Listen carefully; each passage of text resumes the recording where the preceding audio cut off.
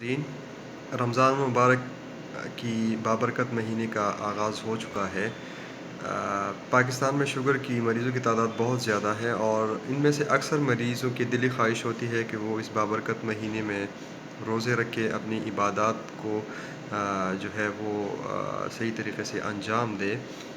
میں آج آپ کو میڈیکل پوائنٹ آف ویو سے جو ہے وہ امپورٹنٹ جو 3-4 باتیں ہیں وہ آپ کے ساتھ ڈسکس کروں گا، جو شوگر کے ہر اس روزہ دار مریض کو ذہن میں رکھنی چاہیے جو پلان کر رہے ہیں اس رمضان کے مہینے میں روزے رکھنے کا۔ تو چلیے شروع کرتے ہیں۔ شوگر کے وہ تمام افراد جو روزہ رکھنا چاہتے ہیں وہ رمضان سے آئیڈیلی 1 یا 2 مہینے پہلے اپنے ڈاکٹر کے ساتھ مشورہ کریں۔ کچھ بنیادی ٹیسٹ ہے وہ کریں تاکہ ان کی رسک سٹریٹیفیکیشن ہو، یعنی وہ ان تمام باتوں کا ہمیں اندازہ ہو کہ آیا جو ہے کوئی پیچیدگی ہو سکتی ہے، مریض کی بیماری کس لیول پہ کنٹرول میں ہے، میڈیکیشنز وہ کون سے لے رہے ہیں۔ ان ساری باتوں کو ہم یکجا کر کے ایک رسک سٹریٹیفیکیشن ماڈل بناتے ہیں جس کے اکارڈنگلی یا جس کی مناسبت سے پھر مریض کو ہم ایڈوائز کر سکتے ہیں کہ آیا وہ میڈیکل پوائنٹ آف ویو کے لحاظ سے روزہ رکھ سکتے ہیں یا نہیں۔ تو جو رسک سٹریٹیفیکیشن ہم کرتے ہیں تو اس کی بنیاد پر ہم مریضوں کو 4 کیٹیگریز میں ڈیوائڈ کرتے ہیں۔ ایک کیٹیگری جو ہمارے پاس سب سے پہلے آتی ہے وہ ہے لو رسک پیشنٹ۔ یہ وہ تمام مریض ہے جن کا HbA1c لیول جو ہے وہ 7% سے کم ہو۔ اور دوسری بات یہ ہے کہ یہ وہ میڈیکیشنز استعمال کر رہے ہو جو ہائپوگلائسیمیا یا شوگر لو کرنے کا چانس ان میڈیسن کے ساتھ جو ہے وہ کم سے کم ہو۔ یہ وہ مریض ہیں جو ظاہراً ہیلدی یا صحت مند ہوتے ہیں اور جو شوگر کی کمپلیکیشنز ہے وہ ان میں جو ہے ابھی تک نہیں ہوئی ہوتی ہے۔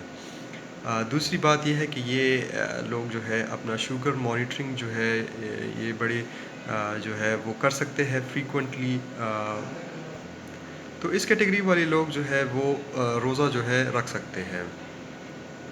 دوسری کیٹیگری ہمارے پاس جو ہے وہ ماڈریٹ رسک پیشنٹس ہے۔ یہ وہ تمام لوگ ہیں جن کا HbA1c لیول 8% سے کم ہے۔ HbA1c لیول کے ساتھ ساتھ یہ وہ میڈیسنز استعمال کرتے ہیں جو کر رہے ہوتے ہیں جو شوگر کنٹرول جس سے اچھا ہوتا ہے، ہائپوگلائسیمیا کا رسک ان میڈیسنز کی نتیجے میں کم ہوتا ہے۔ تو یہ وہ تمام افراد ہیں جو احتیاط کے ساتھ روزہ جو ہے رکھ سکتے ہیں۔ کیٹیگری 3 میں ہمارے پاس وہ تمام مریض ہوتے ہیں جن کو ہم ہائی رسک بولتے ہیں۔ یہ وہ تمام مریض ہیں جن کا HbA1c لیول 10 کے آس پاس رہتا ہے یا ان کا فاسٹنگ بلڈ شوگر یا نہار منہ جو شوگر ٹیسٹ ہوتا ہے ان کے مطابق ان کا بلڈ لیول شوگر لیول جو ہوتا ہے وہ 150 اور 300 کے درمیان ہوتا ہے۔ اس کے ساتھ ساتھ ان کو شوگر کی وجہ سے کمپلیکیشنز جو ہے وہ یا پیچیدگیاں جو ہے وہ جو ہے ہمارے پاس ان کا کوئی ڈاکومنٹیشن ہے یا کوئی ریکارڈ یا ان کا جو ان کی ہسٹری جو ہے سجیسٹ کرتی ہے کہ یہ کچھ کمپلیکیشنز ان کو ہو چکی ہے، جیسے گردوں پہ بوجھ پڑ جائے، نظر کی کمزوری ساتھ میں آ جائے یا ہاتھ پیروں کا سن ہونا جن کو ہم میڈیکل ٹرمینالوجیز میں نیوروپیتھی، نیفروپیتھی اور جو ہے ریٹینوپیتھی کہتے ہیں۔ تو یہ وہ مریض ہے جو اگر روزہ نہ رکھے تو مناسب رہے گا۔ In other words, they may choose not to fast۔ پھر ہمارے پاس جو کیٹیگری 4 ہے یہ ہائی رسک پیشنٹس ہے۔ ہائی رسک سے زیادہ یہ ویری ہائی رسک پیشنٹس ہے۔ ویری ہائی رسک کا مطلب یہ ہے کہ ان کا HbA1c لیول 10 سے اوپر ہو، فاسٹنگ بلڈ شوگر یا نہار جو ان کا بلڈ شوگر لیول ہوتا ہے وہ 300 سے اوپر ہوتا ہے۔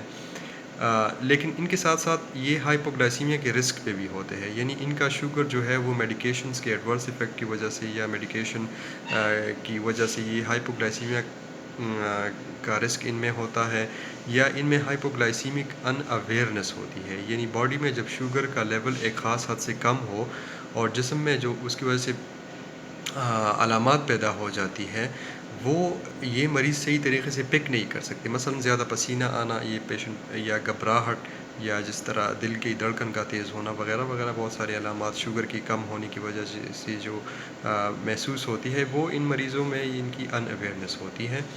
تو یا ہائپوگلائسیمیا ہوتا ہے یا ہائپوگلائسیمیا کا ان اویئرنس ہوتا ہے۔ اس کے ساتھ ساتھ کمپلیکیشنز میں اگر یہ پیشنٹ جو ہے اس کو خدا نخواستہ کوئی کیٹو ایسیڈوسس یا شوگر کی وجہ سے بے ہوشی کا مرض ہوا ہو، لاحق ہوئی ہو کبھی کبھی پہلے، یا یہ مریض جو ہے یہ ڈائلسس پہ ہو، گردوں کی بیماری اس حد تک جو ہے یہ کمپلیکیشنز جو ہے وہ ڈائلسس تک چلی جائے، تو اس میں بھی، یا اگر پیشنٹ پریگننٹ ہو، فیمیل اگر ہے، تو یہ مریض جو ہے ان میں فاسٹنگ جو ہے یہ ریکمینڈڈ نہیں ہے۔ تو بیسیکلی اگر ہم ان چار کیٹیگریز کو دیکھیں، تو جو مریض لو رسک پیشنٹس ہے، جو مریض کم سے کم ادویات پہ ہے، اور جو اپنا شوگر لیول جو ہے وہ فریکوینٹلی چیک کر سکتے ہیں، اور جو مریض کمپلیکیشن فری ہے، تو وہ روزہ رکھ سکتے ہیں۔ ادروائز جتنا کمپلیکیشنز جن پیشنٹس میں اگر زیادہ ہو، میڈیکیشنز کچھ اس طرح سے ہے کہ ملٹیپل میڈیکیشنز ہیں، ساتھ میں اگر میڈیکیشنز کا ایڈورس ایفیکٹ جیسے ہائپوگلائسیمیا آتا ہے، تو یہ مریض وہ ہے جو اگر روزہ نہ رکھے تو یہ ہے کہ یہ بیماری جو ہے اس کی جو کمپلیکیشنز اور یہ جو چانسز ہیں وہ کم ہو سکتے ہیں۔ آخر میں چند گزارشات اور اس میں ایڈ کرنا چاہوں گا کہ جو مریض روزہ رکھ رہے ہیں وہ کیا کرے۔ تو بیسیکلی یہ ہے کہ ایک تو بات جو پہلی سب سے امپورٹنٹ ہے وہ یہ ہے کہ blood sugar monitoring is the most important tool, کہ جو ہے فریکوینٹلی افطار کے وقت، سحری کے وقت یا دن میں بھی اگر ضرورت پڑے تو پیشنٹ جو ہے وہ اپنا بلڈ گلوکوز لیول جو ہے وہ چیک کرتا رہے۔ دوسرا یہ ہے کہ اپنا ڈائٹری پلان یا جو یہ ہے وہ اس طرح بنائیں کہ اس میں جو کیلوریز انٹیک ہے وہ ٹھیک رہے، لیکن ساتھ میں کچھ جو رمضان میں خصوصی طور پر جو افطار اور سحر میں جو چیزیں ہوتی ہے، جیسے تلی ہوئی چیزیں یا جوسز وغیرہ، شربت وغیرہ، یہ جو چیزیں ہیں یہ ان کو ایوائڈ کریں۔ تیسرا جو یہ امپورٹنٹ چیز جو اس میں ہے کہ فلوئڈ انٹیک بہت لازمی ہے اس میں، افطار اور تراویح کے بعد سادہ پانی جو ہے اس کا استعمال یہ زیادہ سے زیادہ رکھیں، تاکہ جو وسکوسٹی ہے یا ہائپر گلائسیمیا کے جو خطرہ ہو سکتا ہے، جو ڈی کے یا ہائپر اسمولر اسٹیٹس ہے، وہ اس کا خطرہ کم سے کم ہو۔ ورزش کا دورانیہ اور جو انٹینسٹی آف ایکسرسائز ہے اس پہ بھی نظر ثانی کرے، اور جو ٹائمنگز ہے اس کو چینج کرے۔ پیک آف دی آورز جو ہے جیسے عصر کے ٹائم پہ ایکسرسائز نہ کرے، بہتر ہوگا کہ جو ایکسرسائز کی انٹینسٹی ہے اس کو کم کرے۔ پیچیدگیوں کا بھی بر وقت ادراک رکھنا چاہیے۔ اگر شوگر لیول 70 سے کم ہو یا پرسسٹنٹلی 300 سے اوپر رہے، تو اس صورت میں پھر بہتر یہی ہوگا کہ کمپلیکیشنز کو مد نظر رکھتے ہوئے پیشنٹ کو پھر یہی ایڈوائز کی جا سکتی ہے کہ وہ اگر ان ہائی رسک فیچرز کے ساتھ اگر روزہ نہ رکھے تو بہتر ہوگا۔ تو اس سلسلے میں ہماری انشاءاللہ دوسری ویڈیو آئے گی، تو اس میں ہم میڈیکیشن ایڈجسٹمنٹ پہ بات کریں گے۔ تب تک کے لیے اللہ حافظ۔